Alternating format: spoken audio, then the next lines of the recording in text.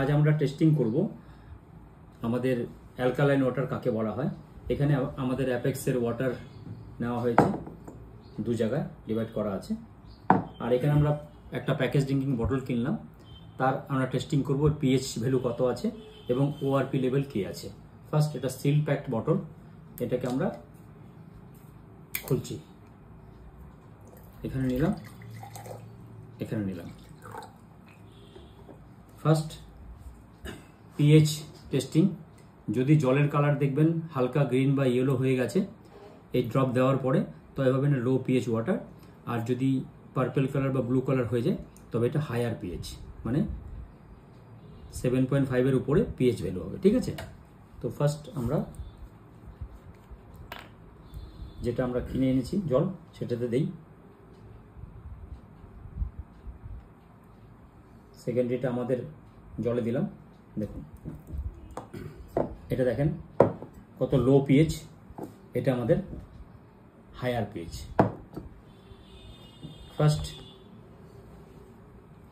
লো pH water খেলে cancer হওয়ার chances বেড়ে যায়, কারণ অ্যাসিডিক ওয়াটার বলা হয়।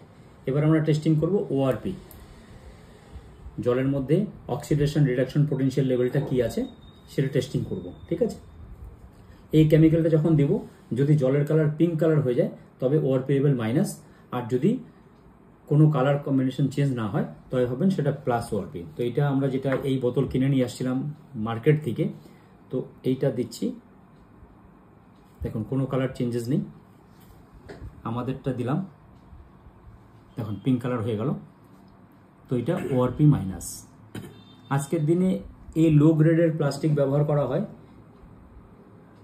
যেটাতে আপনার মাইক্রোপ্লাস্টিক যদি হিট বেশি হয় এবং ঠান্ডা বেশি পড়ে তো এই জলের সঙ্গে মিশ্রিত হয়ে যায়। তো এত ডেঞ্জার আজকে আমরা এই এনভায়রনমেন্টে জল খেতে হচ্ছে, কারণ এটা ছাড়া কোনো উপায় নেই। তো আমাদেরকে আনতে হবে মার্কেটে বায়োডিগ্রেডেবল পিফর্ম এবং হায়ার গ্রেডের এই পিফর্ম ব্যবহার করতে হবে, তবেই আমরা আমাদের সমাজকে বাঁচাতে পারবো। ঠিক আছে, থ্যাংক ইউ।